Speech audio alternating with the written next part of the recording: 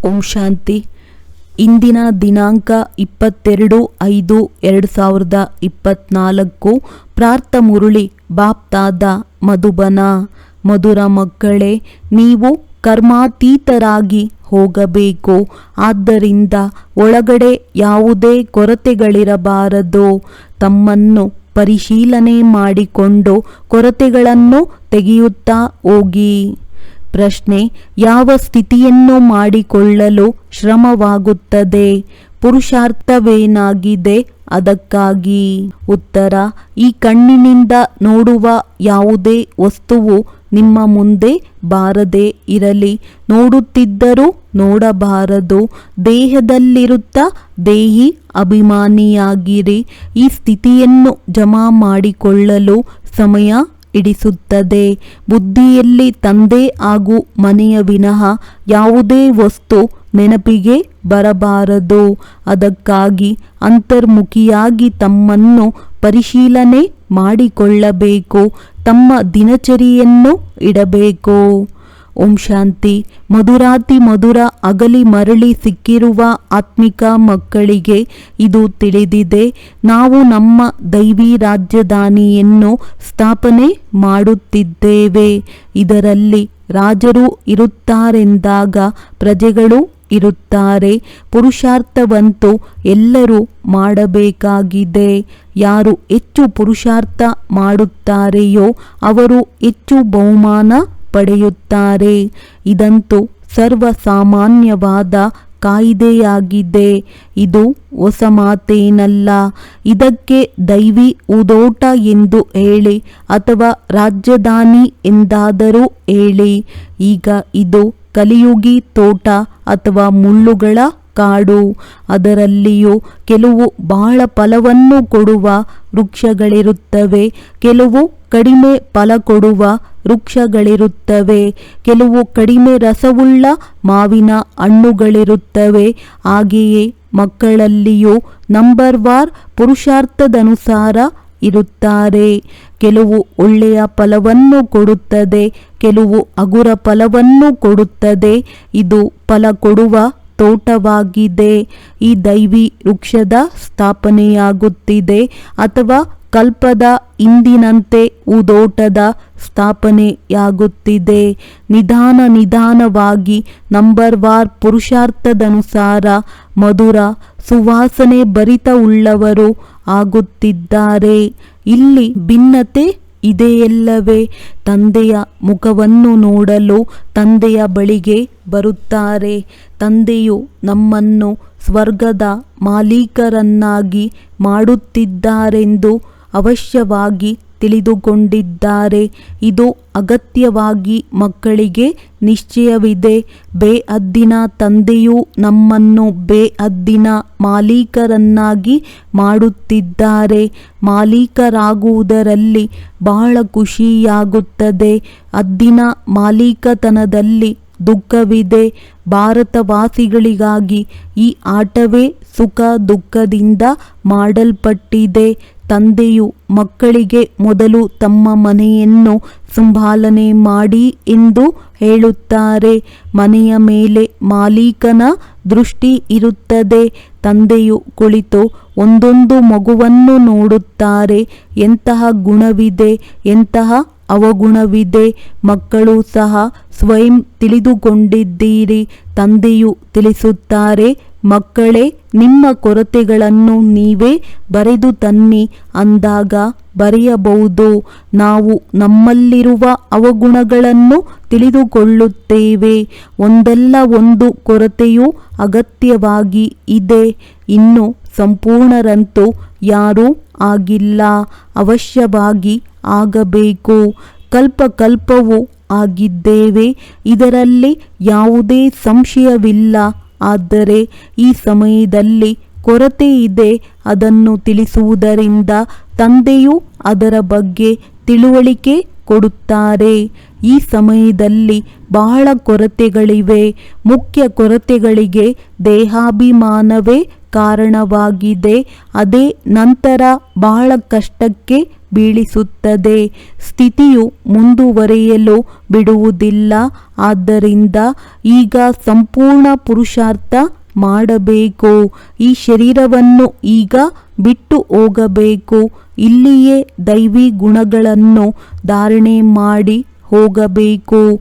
ಕರ್ಮಾತೀತ ಸ್ಥಿತಿಯಲ್ಲಿ ಹೋಗುವುದರ ಅರ್ಥವನ್ನು ತಂದೆಯು ತಿಳಿಸುತ್ತಿದ್ದಾರೆ.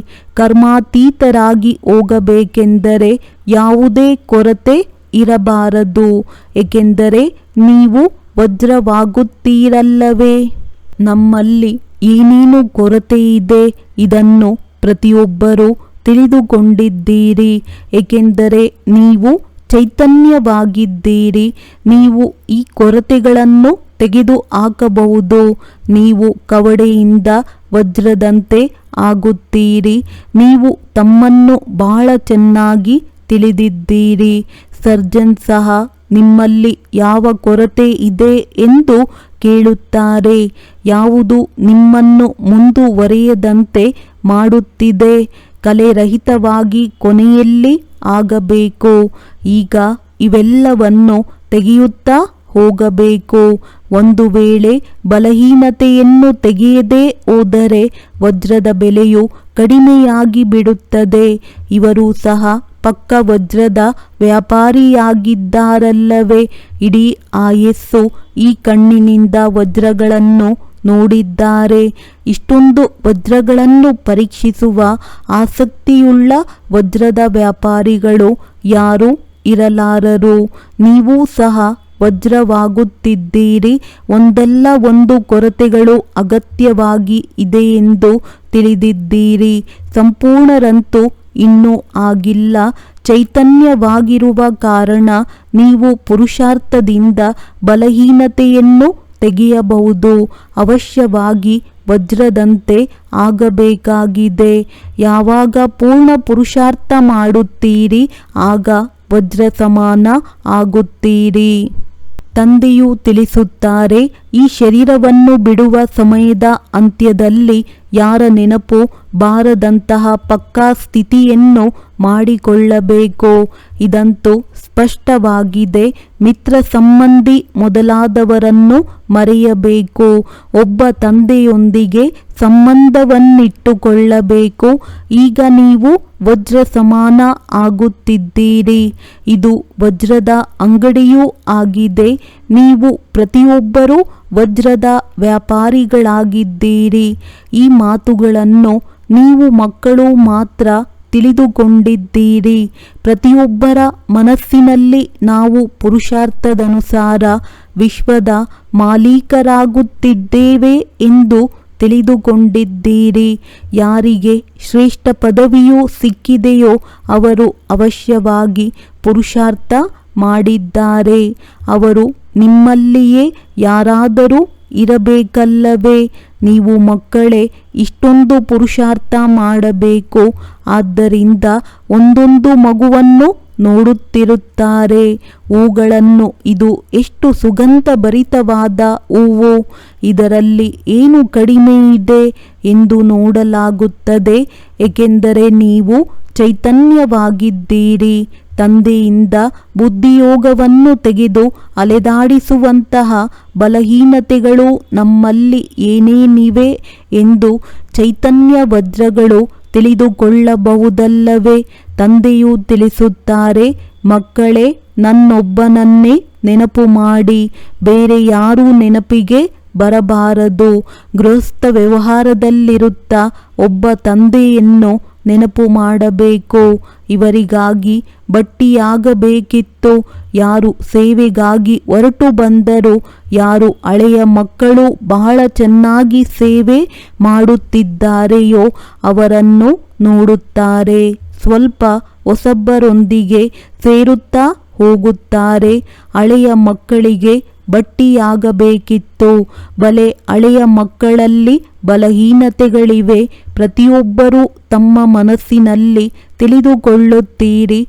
ತಂದೆಯು ಯಾವ ಸ್ಥಿತಿಯನ್ನು ಮಾಡಿಕೊಳ್ಳಲಿ ಎಂದು ಹೇಳುತ್ತಾರೆ, ಅದು ಇನ್ನೂ ಆಗಿಲ್ಲ. ಗುರಿ ಉದ್ದೇಶವಂತೂ ತಂದೆಯು ತಿಳಿಸುತ್ತಾರೆ. ಎಲ್ಲದಕ್ಕಿಂತಲೂ ಹೆಚ್ಚಾಗಿ ದೇಹಾಭಿಮಾನವೇ ಕೊಳಕಾಗಿದೆ. ಆದ್ದರಿಂದ ದೇಹದ ಕಡೆ ಬುದ್ಧಿಯು ಹೊರಟು ಹೋಗುತ್ತದೆ.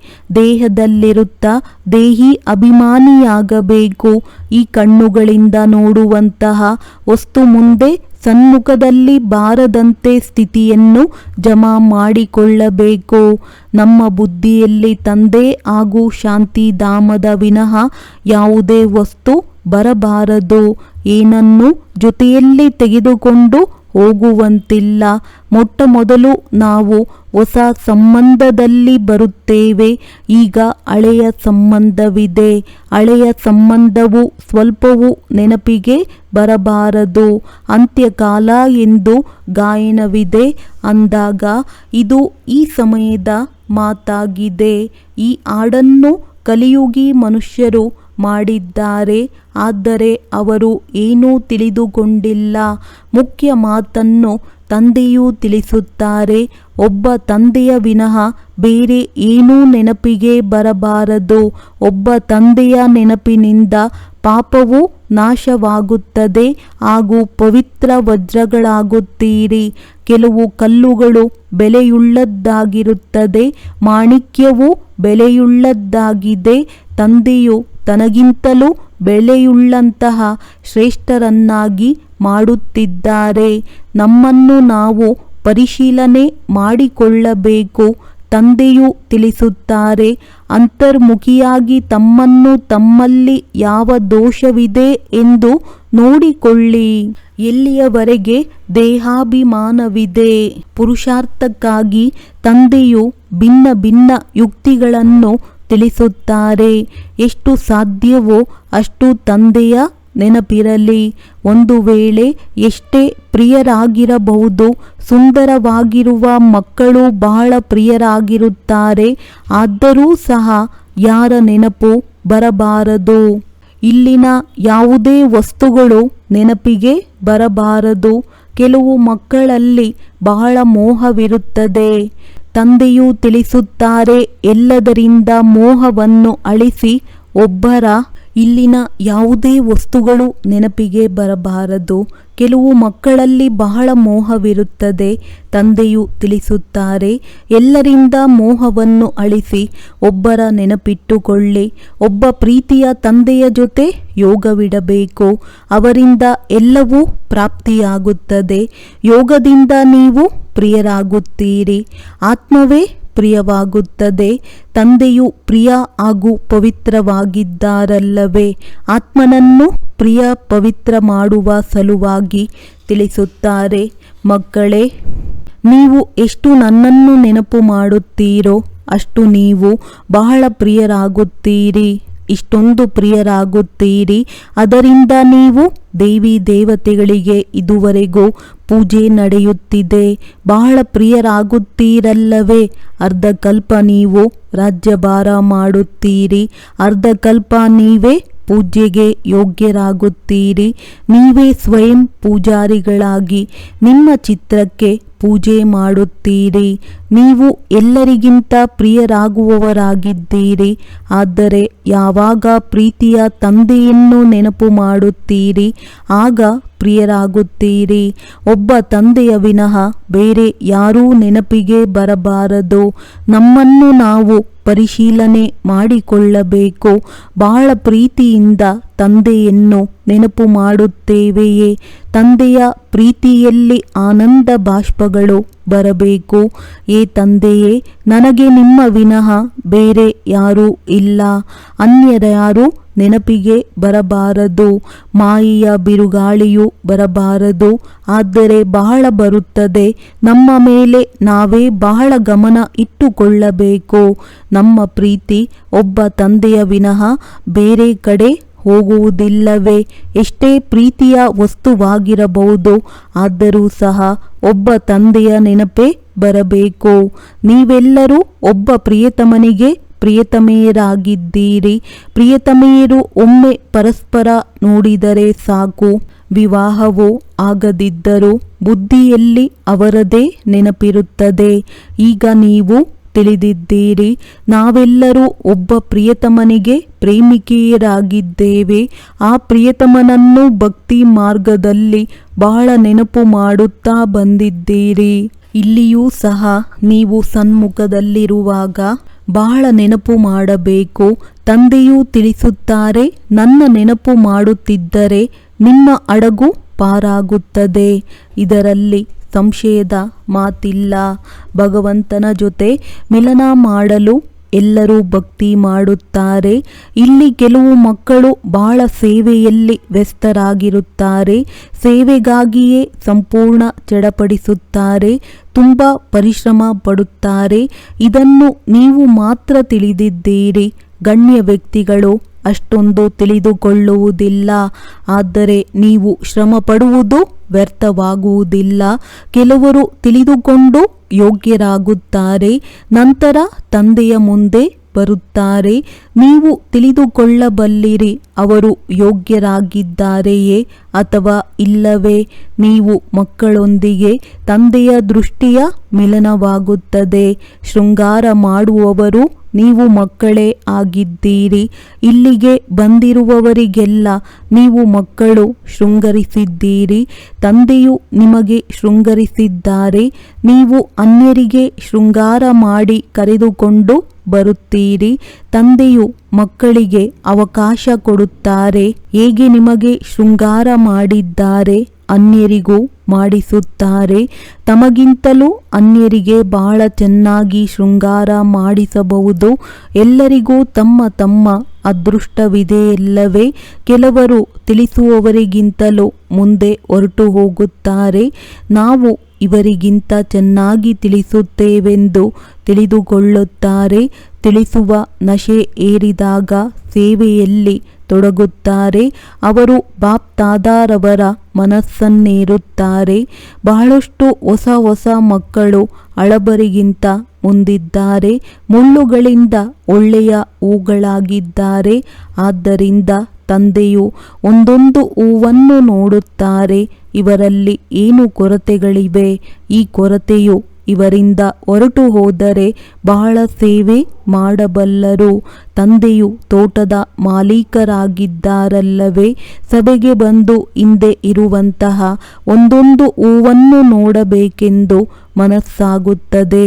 ಏಕೆಂದರೆ ಒಳ್ಳೊಳ್ಳೆಯ ಮಕ್ಕಳು ಹಿಂದೆ ಕುಳಿತಿರುತ್ತಾರೆ. ಒಳ್ಳೊಳ್ಳೆಯ ಮಹಾರಥಿ ಮಕ್ಕಳು ಮುಂದೆ ಕುಳಿತುಕೊಳ್ಳಬೇಕಾಗಿದೆ. ಇದರಲ್ಲಿ ಯಾರಿಗೂ ಸಹ ಕಷ್ಟವೆನಿಸುವ ಮಾತಿಲ್ಲ. ಒಂದು ವೇಳೆ ಬೇಸರವಾಗಿ ಮುನಿಸಿಕೊಂಡರೆ ತಮ್ಮ ಅದೃಷ್ಟದೊಂದಿಗೆ ಮುನಿಸಿಕೊಳ್ಳುತ್ತಾರೆ. ಮುಂದಿರುವಂತಹ ಮಕ್ಕಳನ್ನು ನೋಡಿ ನೋಡಿ ಅಪಾರ ಖುಷಿಯಾಗುತ್ತದೆ. ಇವರು ಬಹಳ ಚೆನ್ನಾಗಿದ್ದಾರೆ. ಇವರಲ್ಲಿ ಸ್ವಲ್ಪ ಬಲಹೀನತೆ ಇದೆ. ಇವರು ಬಹಳ ಸ್ವಚ್ಛವಾಗಿದ್ದಾರೆ. ಇವರಲ್ಲಿ ಸ್ವಲ್ಪ ತುಕ್ಕಿದೆ. ಈ ಎಲ್ಲ ಅಪವಿತ್ರತೆಯನ್ನು ತೆಗೆಯಬೇಕು. ತಂದೆಯಂತೆ ಪ್ರೀತಿ ಮಾಡುವವರು ಯಾರೂ ಇಲ್ಲ. ಸ್ತ್ರೀಗೆ ತನ್ನ ಪತಿಯೊಂದಿಗೆ ಪ್ರೀತಿ ಇರುತ್ತದೆ, ಆದರೆ ಪತಿಗೆ ಅಷ್ಟೊಂದು ಪ್ರೀತಿ ಇರುವುದಿಲ್ಲ. ಅವರು ಎರಡನೇ ಮೂರನೇ ಪತ್ನಿಯನ್ನು ಮಾಡಿಕೊಳ್ಳುತ್ತಾರೆ. ಪತ್ನಿಗೆ ತನ್ನ ಪತಿ ದೇಹ ಬಿಟ್ಟರೆ ಸಾಕು, ಬಹಳ ದುಃಖಿಯಾಗಿ ಬಿಡುತ್ತಾಳೆ. ಆದರೆ ಪುರುಷರು ಒಂದು ಚಪ್ಪಲಿ ಹೋದರೆ ಮತ್ತೊಂದನ್ನು ಮಾಡಿಕೊಂಡು ಬಿಡುತ್ತಾರೆ. ಶರೀರಕ್ಕೆ ಚಪ್ಪಲಿ ಎಂದು ಹೇಳಲಾಗುತ್ತದೆ. ಶಿವ ತಂದೆಗೂ ಲಾಂಗ್ ಬೂಟ್ ಇದೆಯಲ್ಲವೇ. ನಾವು ನೆನಪು ಮಾಡುತ್ತೇವೆ, ಫಸ್ಟ್ ಕ್ಲಾಸ್ ಆಗುತ್ತೇವೆ ಎಂದು ಈಗ ನೀವು ತಿಳಿದಿದ್ದೀರಿ. ಕೆಲವರು ಫ್ಯಾಷನ್ ಮಾಡುವವರಾಗಿರುತ್ತಾರೆ. ಆದ್ದರಿಂದ 4-5 ಜೊತೆ ಚಪ್ಪಲಿಯನ್ನಿಟ್ಟುಕೊಂಡಿರುತ್ತಾರೆ. ಆದರೆ ಆತ್ಮನಿಗೆ ಒಂದೇ ಚಪ್ಪಲಿಯಾಗಿದೆ. ಹಾಗೆಯೇ ಕಾಲಿನ ಚಪ್ಪಲಿಯೂ ಒಂದೇ ಇರಬೇಕು. ಆದರೆ ಇದು ಫ್ಯಾಷನ್ ಆಗಿಬಿಟ್ಟಿದೆ. ತಂದೆಯಿಂದ ಯಾವ ಆಸ್ತಿಯನ್ನು ಪಡೆಯುತ್ತೇವೆಂದು ಈಗ ನೀವು ತಿಳಿದಿದ್ದೀರಿ. ನಾವು ಆ ಸ್ವರ್ಗಕ್ಕೆ ಮಾಲೀಕರಾಗುತ್ತಿದ್ದೇವೆ. ಸ್ವರ್ಗಕ್ಕೆ ವಂಡರ್ ಆಫ್ ದಿ ವರ್ಲ್ಡ್ ಎಂದು ಹೇಳುತ್ತಾರೆ. ಅವಶ್ಯವಾಗಿ ಸ್ವರ್ಗ ಸ್ಥಾಪಕ ತಂದೆಯೇ ಸ್ವರ್ಗ ಸ್ಥಾಪನೆಯನ್ನು ಮಾಡುತ್ತಾರೆ. ಈಗ ನೀವು ಪ್ರತ್ಯಕ್ಷವಾಗಿ ಶ್ರೀಮತದಂತೆ ನಡೆದು ತಮಗಾಗಿ ಸ್ವರ್ಗ ಸ್ಥಾಪನೆ ಮಾಡುತ್ತಿದ್ದೀರಿ. ಇಲ್ಲಿ ಎಷ್ಟೊಂದು ದೊಡ್ಡ ದೊಡ್ಡ ಮಹಲುಗಳನ್ನು ಕಟ್ಟುತ್ತಾರೆ, ಆದರೆ ಇದೆಲ್ಲವೂ ವಿನಾಶವಾಗುತ್ತದೆ. ನೀವು ಅಲ್ಲಿ ಏನು ಮಾಡುತ್ತೀರಿ? ಇಲ್ಲಿ ನಮ್ಮ ಬಳಿ ಏನೂ ಇಲ್ಲವೆಂದು ಮನಸ್ಸಿನಲ್ಲಿ ಬರಬೇಕಾಗಿದೆ. ಹಾಗೆಯೇ ಹೊರಗೆ ಗೃಹಸ್ಥದಲ್ಲಿರುತ್ತಾ ಎಲ್ಲವೂ ತಂದೆಯದ್ದಾಗಿದೆ, ನಮ್ಮದೇನೂ ಇಲ್ಲ. ನಾವು ನಿಮಿತ್ತರಾಗಿದ್ದೇವೆಂದು ಅವರು ತಿಳಿದುಕೊಳ್ಳುತ್ತಾರೆ. ನಿಮಿತ್ತರು ಏನೂ ಇಟ್ಟುಕೊಳ್ಳುವುದಿಲ್ಲ, ತಂದೆಯು ಮಾಲೀಕರಾಗಿದ್ದಾರೆ. ಇದೆಲ್ಲವೂ ತಂದೆಯದ್ದಾಗಿದೆ. ಮನೆಯಲ್ಲಿದ್ದೂ ಸಹ ಈ ರೀತಿ ತಿಳಿದುಕೊಳ್ಳಿ. ಶ್ರೀಮಂತರ ಬುದ್ಧಿಯಲ್ಲಿ ಈ ಮಾತುಗಳು ಬರುವುದಿಲ್ಲ. ತಂದೆಯು ತಿಳಿಸುತ್ತಾರೆ, ಟ್ರಸ್ಟಿಯಾಗಿರಿ. ಏನೇ ಮಾಡುತ್ತಿದ್ದರೂ ತಂದೆಗೆ ತಿಳಿಸಿ. ಬಾಬಾ ಮನೆಯನ್ನು ಕಟ್ಟಲೆ ಎಂದು ಬರೆಯುತ್ತಾರೆ. ತಂದೆಯು ತಿಳಿಸುತ್ತಾರೆ, ಬಲೆ ಕಟ್ಟಿ, ಆದರೆ ಟ್ರಸ್ಟಿಯಾಗಿರಿ. ತಂದೆಯು ಕುಳಿತಿದ್ದಾರಲ್ಲವೇ? ತಂದೆಯು ಹಿಂತಿರುಗುವಾಗ ಎಲ್ಲರೂ ಒಟ್ಟಿಗೆ ಹಿಂತಿರುಗುತ್ತಾರೆ. ತಮ್ಮ ಮನೆಗೆ ಹಿಂತಿರುಗುತ್ತೀರಿ. ನಂತರ ನೀವು ನಿಮ್ಮ ರಾಜಧಾನಿಯಲ್ಲಿ ಹೊರಟು ಹೋಗುತ್ತೀರಿ. ತಂದೆಯು ಕಲ್ಪ ನಮ್ಮನ್ನು ಪಾವನರನ್ನಾಗಿ ಮಾಡಲು ಬರಬೇಕು. ನಾನು ನನ್ನ ಸಮಯದಲ್ಲಿ ಬರುತ್ತೇನೆ.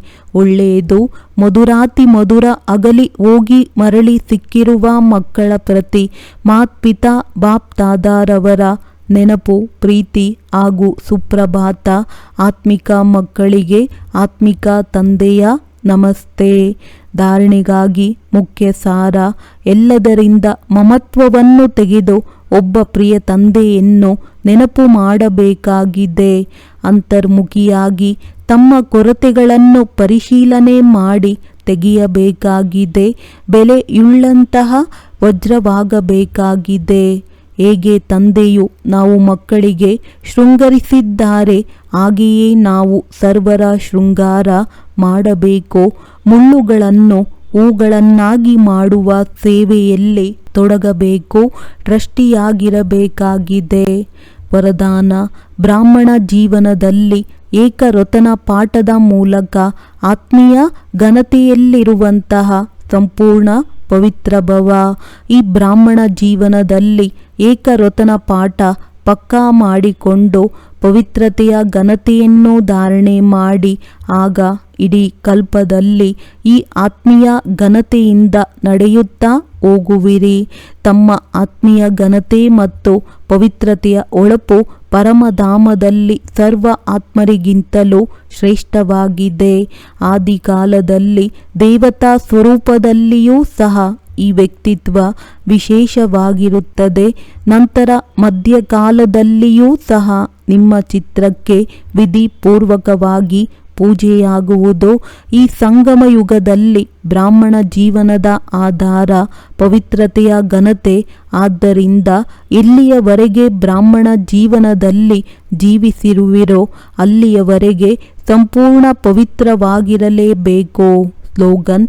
ತಾವು ಸಹನಶೀಲತೆಯ ದೇವ ಮತ್ತು ದೇವಿಯಾದಾಗ ಬೈಗಳು ಹಾಕುವವರೂ ಸಹ ಪ್ರೀತಿಯಿಂದ ಅಪ್ಪಿಕೊಳ್ಳುತ್ತಾರೆ. ಒಳ್ಳೆಯದು. ಓಂ ಶಾಂತಿ.